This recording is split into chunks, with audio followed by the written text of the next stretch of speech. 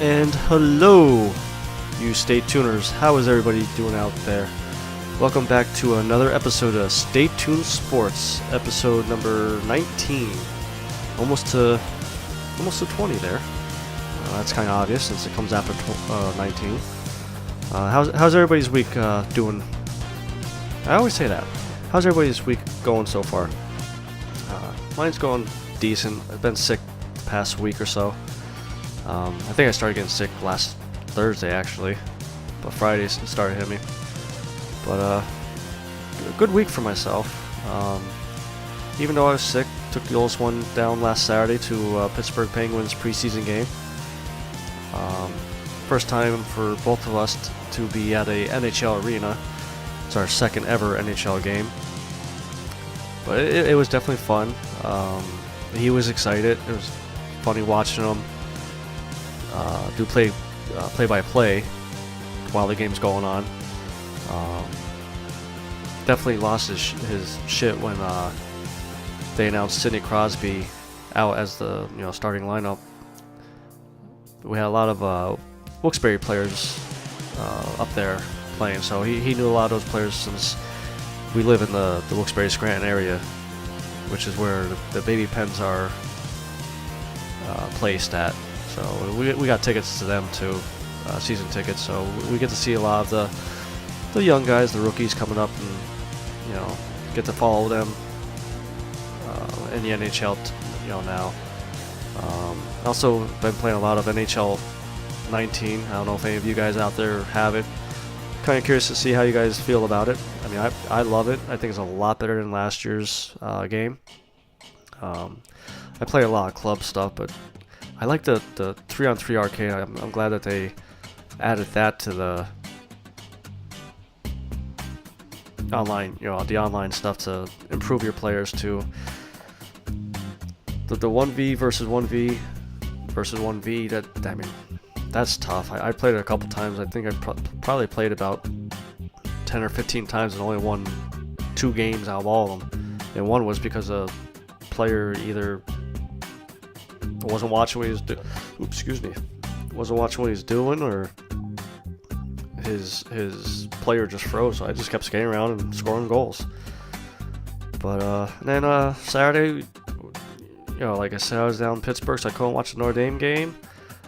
King was giving me some updates on there. It sounded like we finally have our quarterback. We started Book, the kid I've been asking for a couple weeks. And we finally got a blowout win. The stat line that King showed me, I mean, it was very impressive. I don't think they named a starting quarterback for this coming weekend yet, but I mean, 400-some yards passing and a couple touchdowns. I mean, how can you go back from that? I mean, you can't go back to Wimbush after a performance like that. But since we're talking about college football, actually, before we get into college football, let me give out the Twitter handles for the show and me and King. So you can follow me at Jimbo ST Sports. You can follow King at King of Skunk Duck, and also you can follow the show at ST Sports Podcast. So any comments or any type of stories that you come across that maybe me and King don't come across, and you want us to talk about it or mention it, just throw it up on the Twitter accounts. You can follow us on Facebook as well. You can hear us on iTunes and Google Play, TuneIn, Spotify. I'm sure there's a couple more out there that I'm forgetting, but so kind of going back to when I started talking about college football with Notre Dame with the blowout win, 56-27 against Wake Forest. Like I said, I didn't get a chance to watch any of it, but from what it sounded like we finally broke out, and big game this weekend coming up for us as well. I mean, we got Stanford, who's number 7. It's definitely the first ranked team that we're playing this year. So I'm sorry, no, it's second. That's right. We have Michigan week 1. So I'm curious to see what team shows up. Does the team that Boise State and Vanderbilt played show up, or does the team that played Michigan and Wake Forest last week show up? I hope that the team that Michigan and Wake Forest played shows up. I hope that if we pull out a win here, depending on how big or how little it is, we could break the top 5 and then go from there. But I mean, as far as a whole, when it comes to college, it looks like we're finally starting to get to some meaningful games. Like I said, we have Notre Dame versus Stanford, so you got 7 and 8 playing there. You have Penn State against Ohio State, but that definitely has some playoff implications already. Only 4 weeks in. So I mean, if Penn State wins, I mean Penn State's at number 9 right now.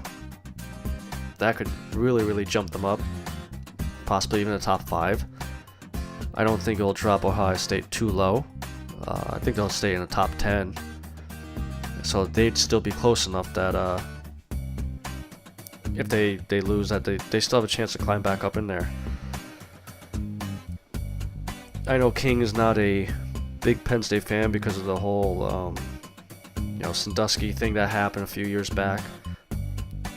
But me personally, I think I have to go with Penn State. I think I have to root for Penn State, just because obviously it will help Notre Dame if we pull out the win against Stanford. And I know it's only the fourth week of the season, and there's still plenty of football to go, so anything could happen. But it's always nice to be in that top 4 and then just win out and not give the voters a chance to kick you out of the top 4. But then you also have, as far as top 25 teams, you have BYU, who's at 20, playing Washington. That could be a good game. I mean, Washington, they barely beat Arizona State 27-20, and BYU always plays good. I might tune into that one there to see how that one's going. Then we also have Texas Tech against West Virginia. West Virginia played Kansas State last week and destroyed them. That one, I think West Virginia will pull that one out.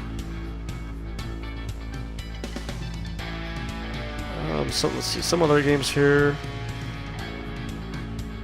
You got Oregon, who lost to Stanford, and that I didn't watch that game, but reading some of the situations that happened, they deserve to lose that game.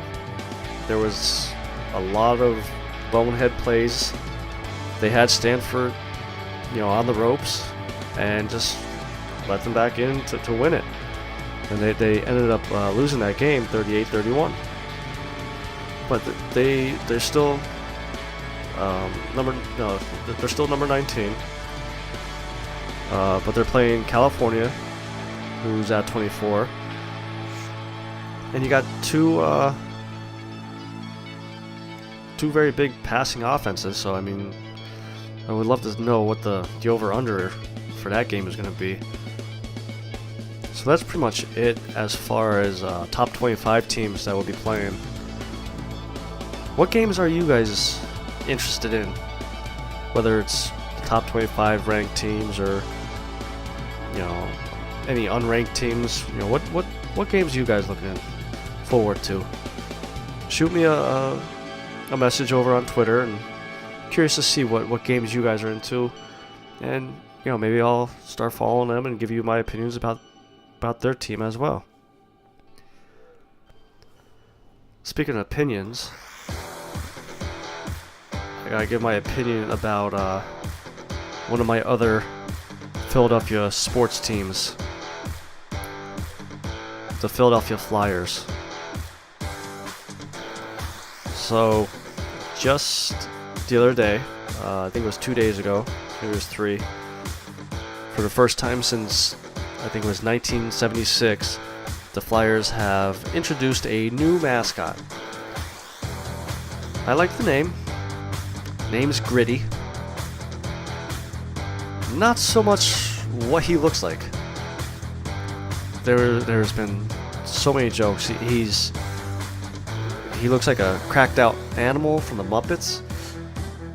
Another meme I saw was the evolution of Jacob Voracek.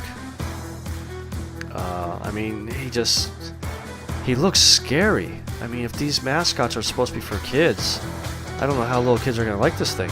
It's a 7-foot, huge, hairy orange with googly eyes, skating around, and definitely a lot of reactions to it as the Flyers unveiled them. And I know myself when I saw it, I'd rather not have a mascot. I know a lot of the hardcore hockey fans feel that hockey shouldn't have any mascots, period. And even King, I believe, put it on Twitter. He even agreed the same thing, that mascots shouldn't be in hockey and this and that, the other thing. And you know what?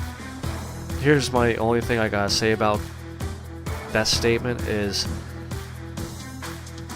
hockey, to me, like when I started getting into it a couple years ago to follow it, you could see it's starting to be more of a family event type situation than just two buddies going to a game, drinking, having some hot dogs or whatnot. And if you're gonna make it a family event with little kids, they get bored during the game. They're not gonna watch the game. They're gonna get, start fidgeting around, stuff like that. So if you have a mascot there, then keep them occupied, keep them happy and interested in the game. So you don't want to make them, like I said earlier, scary. You look at Iceberg from Pittsburgh, or NJ Devil from the Devils.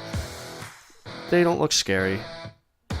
Iceberg is a fluffy little, well, he's big, but penguin. Yes, NJ is a devil, but he don't look like a scary devil that you would see on the show The Preacher or something like that. And then the Flyers skate out this thing. Like, what in God's name? Where did this idea come from? Who went to the board and said, hey, I think this would look like a cool mascot to have? Like, the Flyers organization is trying to bring the team back and not make them a laughingstock anymore. Hextall is finally doing some good things with the players, bringing up some, good prospects, building up the farm system, and then you go do that. It's like we took 2 steps ahead, and now we took a step back of making our organization not the laughingstock of the NHL. I'm surprised that they unveiled them at the preseason game. I think it was last night, and I'm surprised no one threw anything at them. I mean, this is the same city that we threw snowballs at Santa Claus, batteries at JD Drew, I think his name was. I don't know why they approved of what this thing looks like.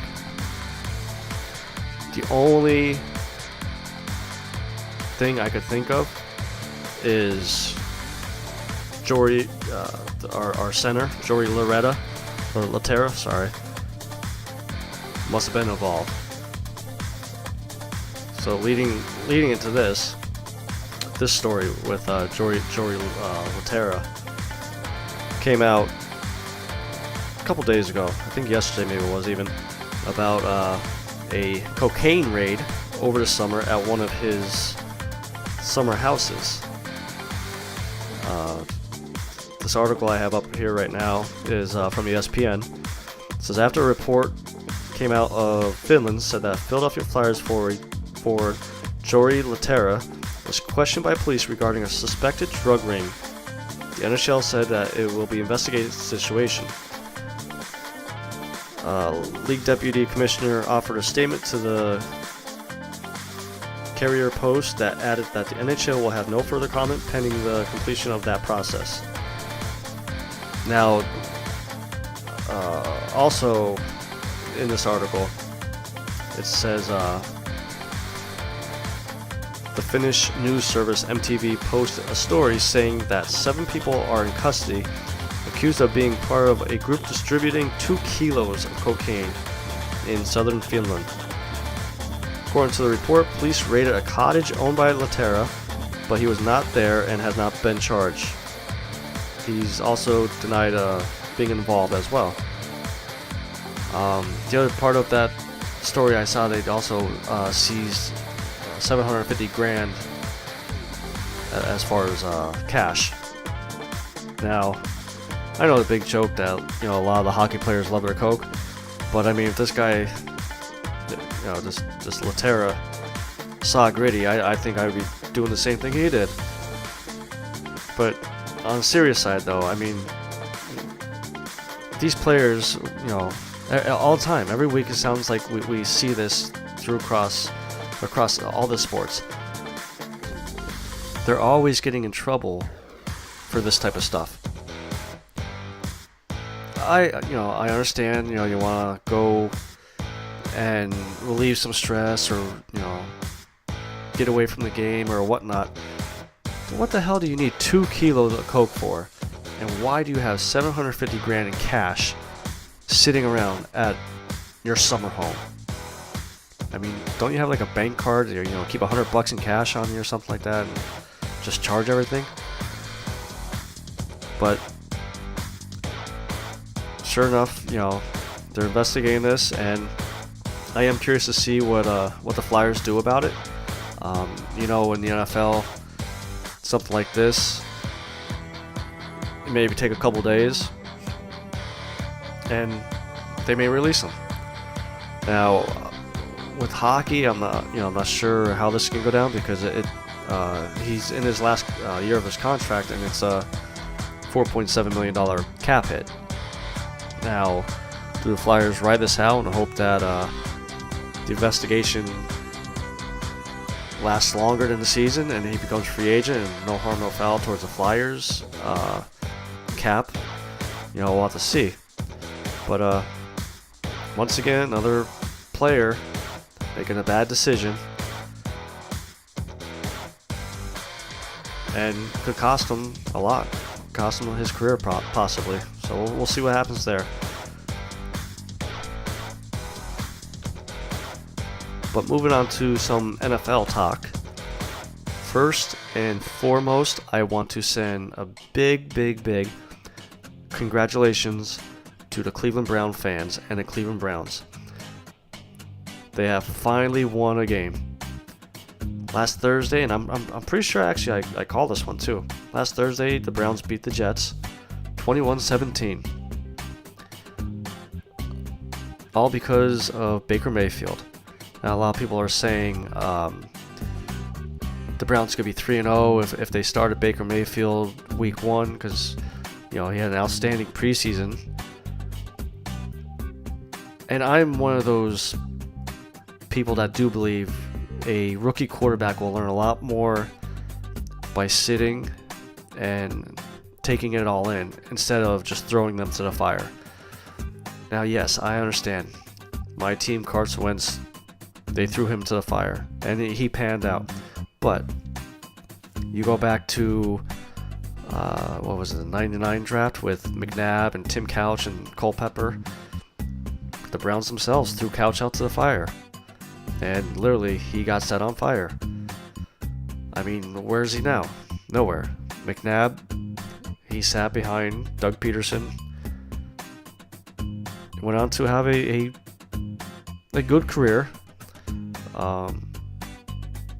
Not sure if it's going to be a Hall of Fame career, but I'm hoping he is because, like I said, last week or the week before, he was announced as one of the candidates to be inducted. Ryan Leaf is another one. But also, again, on the flip side, Peyton Manning, he turned out, I guess, okay. So, I mean, I guess it's more of a preference. And that's why you have scouts. The scouts are the ones that could see who is NFL ready and who needs to sit a little bit. But Baker Mayfield, he came in, he won the game, and he won the shot at starting. So he's starting this week. So other than the Browns-Jets game, there was actually some good finishes. The Saints winning in overtime with Drew Brees' 1 yard run with his nice little spinning Rooney. That was painful to watch, but hey, it worked. Raiders once again lost, and there's a lot of drama there starting to build with John Gruden supposedly. The way he's running things, causing some divide up in the front office. But when you sign a coach for 10 years for how much they signed him for, the ownership's going to back him no matter what. So, I mean, the GM there should have saw the writing on the wall of that coming. The surprise of the week was the Bills game. I mean, just manhandled the Vikings 27-6, I think it was. I mean, the whole game. I mean, I have Kirk Cousins on my fantasy team, and at one point I thought Kirk Cousins was hurt because he was stuck on -6 points for like 3 quarters, and I loaded the game to see what's going on, and that defense just bottled up the offense, the Vikings offense. But, the Bills won. My Philadelphia Eagles, it was Carson Wentz's first game back. First drive, it looked like they were picking up right where they left off back, last year. And then they kind of stalled a little bit. And I wasn't with my dad watching it. I stayed home to watch it. And the first drive, they were doing a lot of up-tempo, no huddle, just keeping it moving. And then they backed off, and they kind of got stagnant. And I kind of wish they would have went back to that sooner, because then I think it was like halfway through the third, they ended up going back to it, the hurry up style offense, and they moved the ball right down. My boy Josh Adams, first pro game, played very well. I was happy they could see him. He had some nice runs, 10, 12, 15-yard runs. He played because Ajayi was out, and this is what's hurting us early on in the season is all these injuries. We had Ajayi out, Darren Sproles was hurt again. I think Jason Peters was back in, but the week before he was out. Alshon Jeffries, who just got cleared for contact this past week, he was out. So I'm hoping these pieces come back soon, just so they could get their chemistry down and get ready for the playoffs. And I understand still, week 4 is coming up, but nothing wrong with thinking about the playoffs this early. Playoffs, little Jim Mora. But as far as and then the Giants too. All you Giants fans, you guys have me cracking up with all the Eric Flower memes. I never seen a fan base other than the Eagles with the Super Bowl win. I never seen a fan base so happy and just showing it on Twitter, on Facebook, everywhere. When the Giants announced that they were benching Eric Flowers and starting, I think it was a second-year pro. All the memes that were coming out, even King himself, he had some good memes. But and it worked. I mean, the Giants finally won. Helped the offense with Saquon Barkley. He had a good game. Beckham, I don't think he had any touchdowns because, again, I had him on my fantasy team as well. But he had, I think, close to 100 yards receiving. I don't think Eli Manning made his scrunchy face, or whatever that face he always makes when he's confused. So, and then we had Dallas, who just got manhandled by Seattle. So, seems like the planets are aligning back to normal where they're supposed to be, with Dallas and Washington being terrible, and this division being a Giants-Eagles division. And once again, testing me and King's friendship to see how far it will go. Can't wait till those games come up. And I think in a couple of weeks. But as far as Week 4, the Week 4 games. So I'm recording right now. It's Thursday. So we have the Thursday night game tonight. It's the Vikings against the Rams. For this one, I'm gonna go with the Vikings. I think they're gonna come back a little pissed off. The Rams are starting to get hurt on defense. They had Aqib Talib, I think, get put on the IR, designated for return. Their safety, I think he plays, Marcus Peters, he's banged up. They're starting to get banged up on defense, and that defense is tough. So, with the Vikings and Kirk Cousins, I think they might be able to pull off some points out of there because of the injuries. And this possibly could be a high-scoring game just because of both offenses putting up a lot of points and yards. So I'm gonna go with the Vikings. I'm gonna go with let's go 28-24. I still think it's gonna be a close game though. My upset of the week that I'm gonna go with is the Dolphins versus the Patriots. Now, I'm basing this off of the Vegas line. So the Dolphins are 3-0. The Patriots are 1-2. Vegas has the Patriots getting 6.5. I think there's a lot of issues with the Patriots going on right now, and maybe it's father time finally catching up to the way Bill Belichick coaches and Tom Brady getting up there in age. And even Josh Gordon plays, I don't think he's enough to save this team. He's not a game changer. He's not a Randy Moss. He's not a Jerry Rice. He's a good receiver. I'm not bashing him, but I just don't think he possesses that capability to put the team on his back. So I'm gonna go with the Dolphins with the upset. I'm going to go with 17-10 Dolphins. But, it still could be a good game. So, we'll have to see about that game. My lock of the week, I'm going to pick between the Packers and the Bills. You got to go with the Packers. The Bills blew out the Vikings last week. Was it luck? I don't know. Maybe, maybe not. Was it because Vontae Davis gave up on them, so the team has a little more of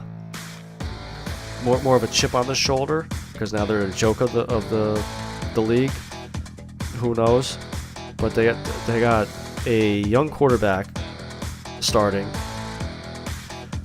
and going up against Aaron Rodgers. You gotta go with Aaron Rodgers until he's like Tom Brady and the Patriots, minus this year. You always have to go with them. They always produced. So I'm going with the Packers over the Bills with a blowout. I'm gonna say 27-10 Packers. And as far as I'll pick one more. As far as my Eagles against Tennessee, I'm hoping Philly wins. If Alshon Jeffrey gets cleared, well, he did get cleared, but if he plays this week, I can't see how Tennessee's going to be able to beat them. Our defense, passing defense, got to play a lot better. Our run defense is right there. I don't think Tennessee has enough weapons to keep up with our offense. So I'm going to go with Philly. I'm going to go with I'll go 30-18. What games are you guys looking forward to as far as the NFL this week, or even college, like I said before? Shoot us a message over on Twitter or Facebook if you want to follow us there, and let us know. Let us know what games you're looking forward to, or what scores you think is going to happen, or if you agree or disagree with my picks. But I think that's going to do it for this week. You can follow me at Jimbo ST Sports. You can follow King at King of Skunk Duck.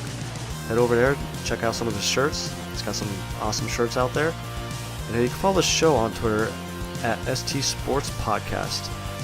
You can also listen to us on iTunes, Google Play, Spotify. You can go over to the Podbean app and use that. I'm trying to remember some of the other ones. But those are the main ones that I guess pretty much everybody uses, I guess. But that will do it for me this week.